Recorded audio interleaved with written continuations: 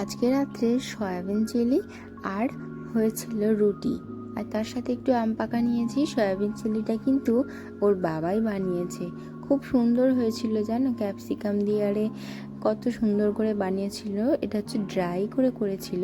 তো এই যে আমি এখনও আমার থালায় নিইনি, তো সবাইকে খেতে দিয়ে দিয়েছি, তারপর আমি নেব। পরের দিন সকালে বাবুর খিচুড়ির জন্য আমি এখানে সয়াবিনটা আর চাল আর ডালটা ভিজিয়ে দিয়েছি। এখানে 4 রকমের পাতা নিয়েছি। এখানে আছে থানকুনি পাতা, কুমড়ো পাতা, মধ্যেখানে যেটা আছে লম্বাটা ওটা হলো কুলেখাড়া, আর নিয়েছি ব্রাহ্মী শাক।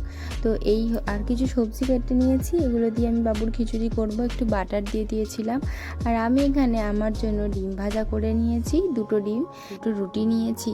আর এর যে চানাচুরটা দেখছো ওটা কিন্তু নতুন কিনে এনেছে বলে ট্রাই করে দেখছিলাম কেমন খেতে। আর এখানে ভাতের সাথে শাকের তরকারি ছিল, মাছের ঝাল, একটা পেঁয়াজ কেটে নিয়েছি, আর ভেন্ডি টক করেছিল। আমি ওটা খেতে খুব একটা ভালোবাসি না, তাও একটু টেস্ট করার জন্য নিয়েছি।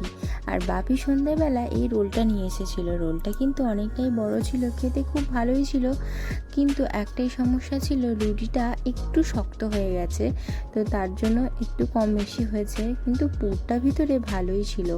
আমার খেতে খুব ভালো লেগেছে। সন্ধ্যাবেলা এরকম টুকটাক একটু পেলে তো ভালোই লাগে। আর রোলটা খেয়েছি 9টার সময়, তাই রাত্রে একটু আম খেয়ে নিয়েছি, মশারি টাঙানো হয়ে গেছে, বাবুকে শুইয়েও দিয়েছি। Bye bye.